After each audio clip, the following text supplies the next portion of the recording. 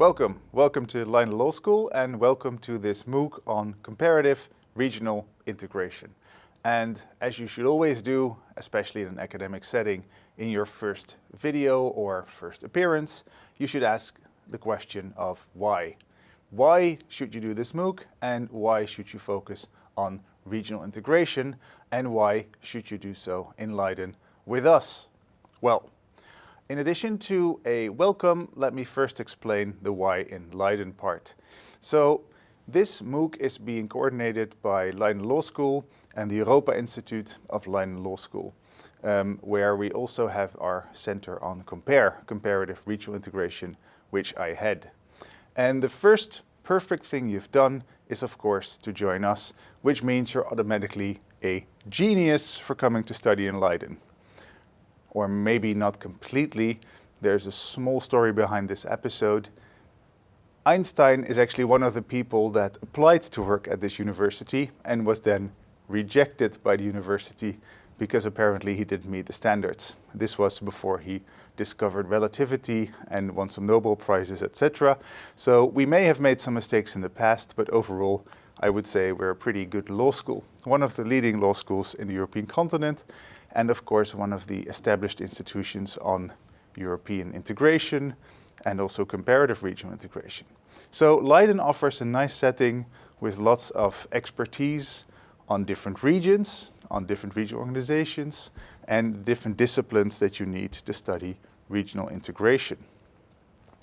In addition, as I said, Leiden is home to the Jean Monnet Center of Excellence on Comparative Integration, COMPARE. COMPARE is a center that is really focused on comparative integration. How do different regions in the world integrate? What can they learn from each other? What should they learn from each other? And COMPARE was recognized as a Jean Monnet Center of Excellence by the European Union a couple of years ago. So what we do is we bring together people from different disciplines, not just law, but also political science, international relations, history, area studies, and we ask how the different regions in the world can collaborate effectively. And we will be building on the expertise of COMPARE and the different team members of COMPARE in this MOOC as well. In addition to the Leiden network, COMPARE also connects to universities across the globe, trying to create a global hub for comparative regional integration. We will also build on those contacts to give you access to experts on regional integration from different parts of the world. And in case you were wondering, who is this guy? My name is Armin Kuijvers. I'm the Professor of European Law and Comparative Regional Integration at Leiden Law School. And I also am the Director of COMPARE. And hence I will be your main guide through this MOOC. Myself, I studied here in Leiden, in Harvard and in Oxford, and then I spent some time in other places in the world. And my main research area is both the EU and how the rest of the world can learn from the EU and vice versa, what the EU should learn from the rest of the world. Because as you may know, the EU is facing some difficulties of its own and is in high need of some modifications. So I study how countries collaborate and how different regions are designed differently, which designs work in which region, etc. That's what keeps me up at night. Now, there's also, of course, the why question of why study regional collaboration. Now that you're here in Leiden, why focus on this topic? And I thought I'd use a cat here because I read that cats are actually the #1 memes on the internet. So instead of trying to fight the internet, I'm just going to go with the flow and use some cats every now and then to distract you from the more dry academic stuff. So why study regional collaboration? Of all the things you can study, urgent things like climate change, etc. Well, let me get to that. The reason that I focus on regional collaboration and the reason we think it's a vital topic is because there is an increasing need to collaborate. The world is increasingly becoming interdependent. Countries rely on each other. We need each other to achieve the vital objectives we need to achieve and to meet some core challenges. I already mentioned climate change, right? Climate change is a global issue, and it is impossible to solve climate change as a country by yourself. Even if you're the US, Even if you're China, even if you're the top dogs globally, you cannot do this alone, let alone if you are one of the smaller countries.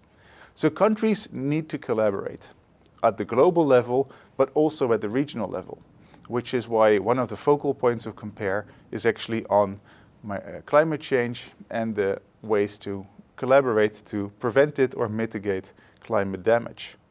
But also think about digitalization, challenges like AI. It is absolutely impossible for any individual country to control or contain or manage the technical revolution we're going through. If one country has strict rules and another country has not, the game is up. So we need to collaborate on these deep technical challenges.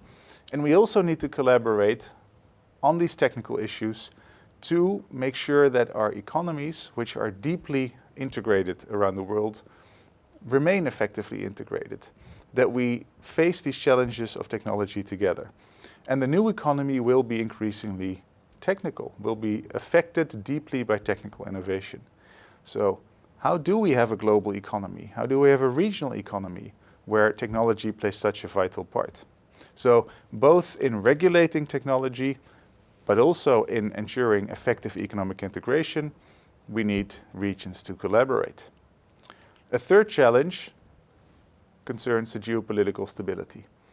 As you know, as is becoming increasingly obvious, we have left a unipolar world and we're increasingly leaving a world of stable multipolar rules, where there were some fixed rules, where there was a rule-based system for the world. We seem to be moving more towards a power-based system, where certain large players are exploring the new order and trying to get ahead in terms of power, economy, money, etc.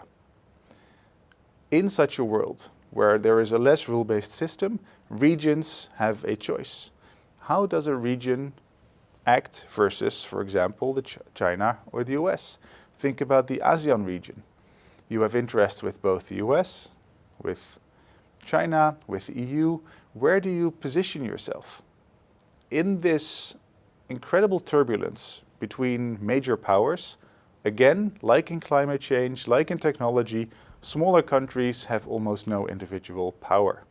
So the only way for a region to have any influence in the geopolitical landscape of today is by collaborating. So regional collaboration is also vital for this part, to find your place in a geopolitical reality. If you do not collaborate effectively as a smaller country, effectively you become a plaything of bigger forces. And then, maybe the most important one that encapsulates all the previous ones, is that the ultimate job of a state is to help its citizens, to give your citizens a better life.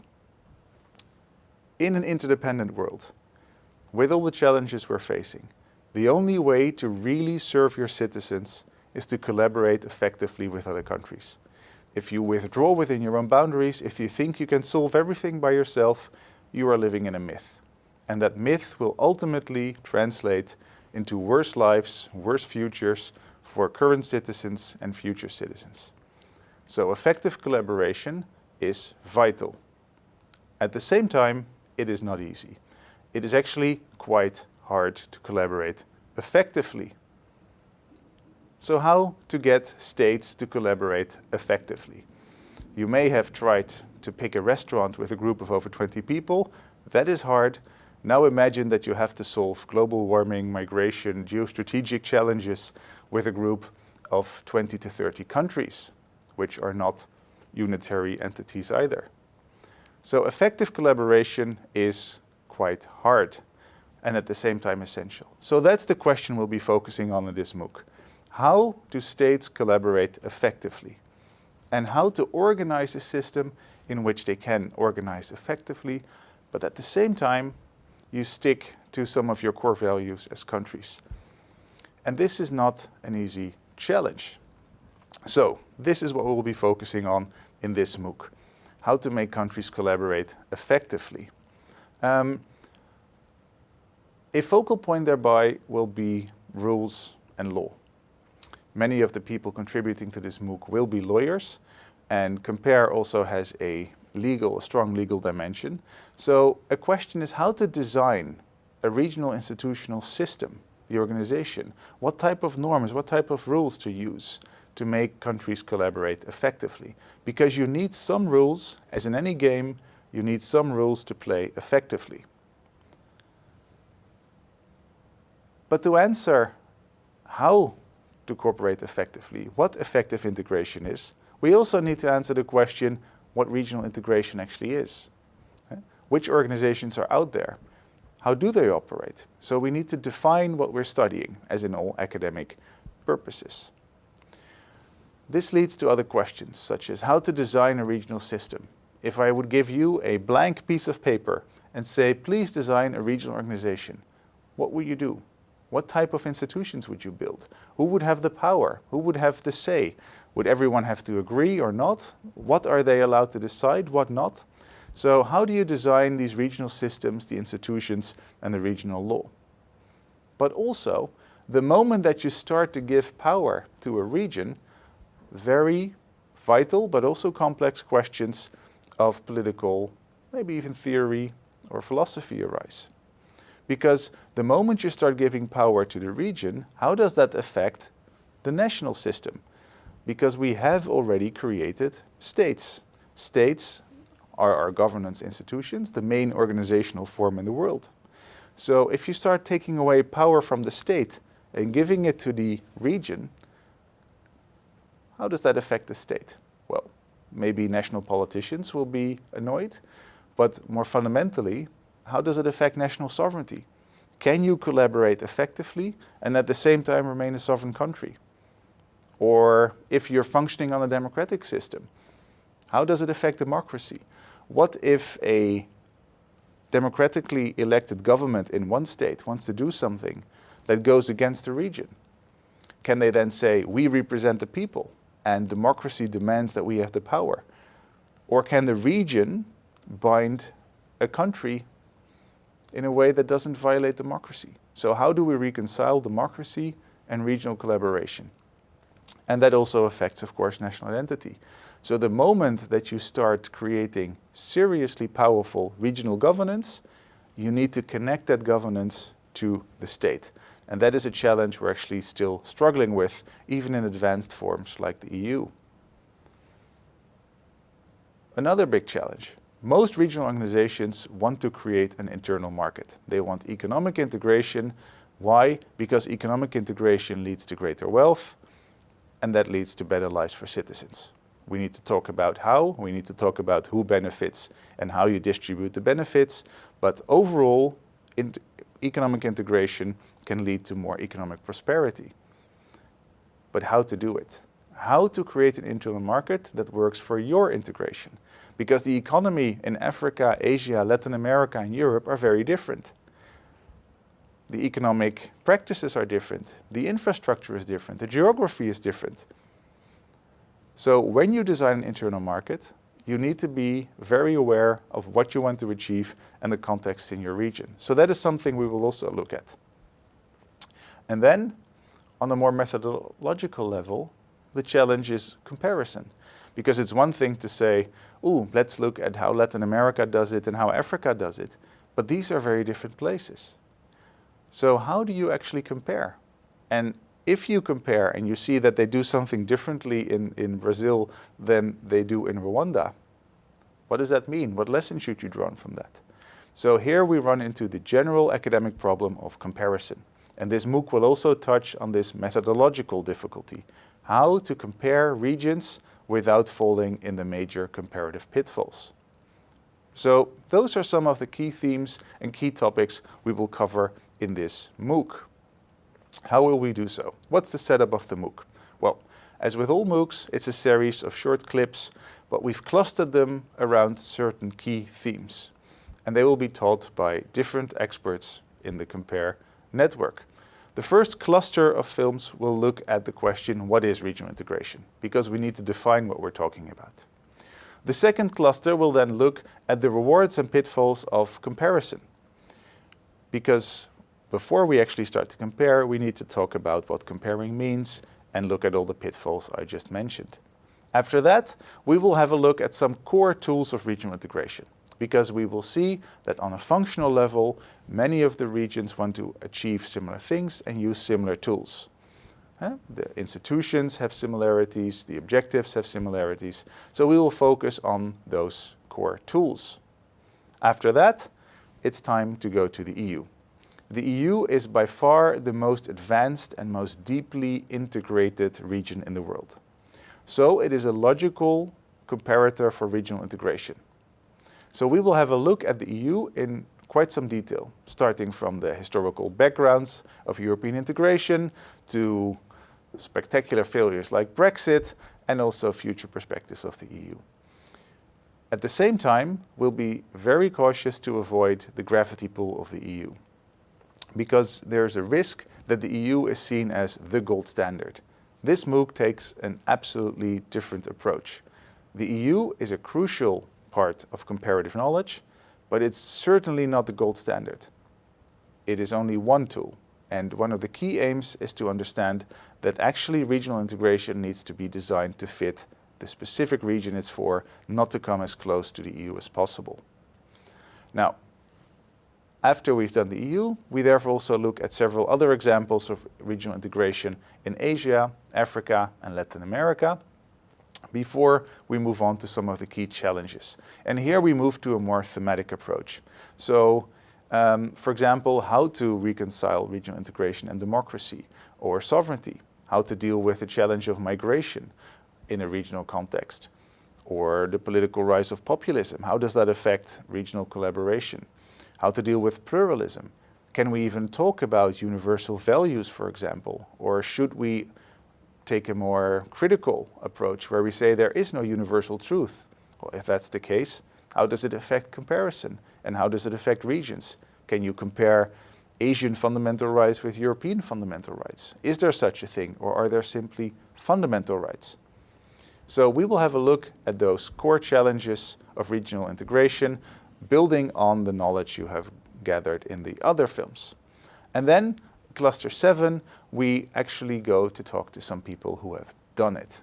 Instead of academics, like myself, we'll have some interviews with people who have participated in regional integration and have helped shape regional integration in practice, so they can tell you why it is both hard and worthwhile, and some tips on how to do it if you're in practice. Now, this is the clustering and the ordering that we designed. This being a MOOC, you're of course perfectly free to pick and choose your own route, but we have built up the MOOC in this fashion because we think it's a logical setup. But in this digital age, of course, the power is yours to decide how to move through the MOOC. So what do we hope to achieve with this? What do we hope you will get out of this MOOC? Because of course, this is all about you. Well, first, an introduction to comparative regional integration. And our main audiences are students and also practitioners. We want to introduce you to the core concepts and the core examples. So this is pitched at a bachelor's level course. We focus on the institutional and legal dimension, as we also have a strong legal focus in Compare, and core challenges in practice, because we believe that regional integration should focus on practical challenges. And we therefore combine issues of methodology, substance, and critical reflection. Because it's one thing to just summarize how everyone does it. The most important thing is to critically reflect on what this means for your region, for your organization, and the way ahead. What can we learn, and how can we translate that into practical, usable lessons for the future? Now, we will of course spend time on the EU as the most advanced system, but as I said, only as a critical comparative part. And we will also deconstruct the EU to a certain extent, because trust me, the EU has made many a mistake over the past decades, and it would be great if other regions don't have to make all the same mistakes as the EU. This makes me sound a bit like a boring old parent, I'm afraid, but then again, it's actually true. So these are the core aims of this MOOC, and you can use this MOOC independently or as a companion to an in-person course at your institution. Maybe your institution offers a course on regional integration, maybe even in collaboration with Compare, because that's one of the things we do. And then you can combine these videos as further background with your in-class lecturer. And let me already say, if your in-class lecturer disagrees with what I say, it's probably wise to listen to that person, because that person might be grading your paper. Otherwise, please follow our experts. So that's it for this video. Thanks for now, and see you in the next video or somewhere on our shared globe in the near future, in person. Thank you very much.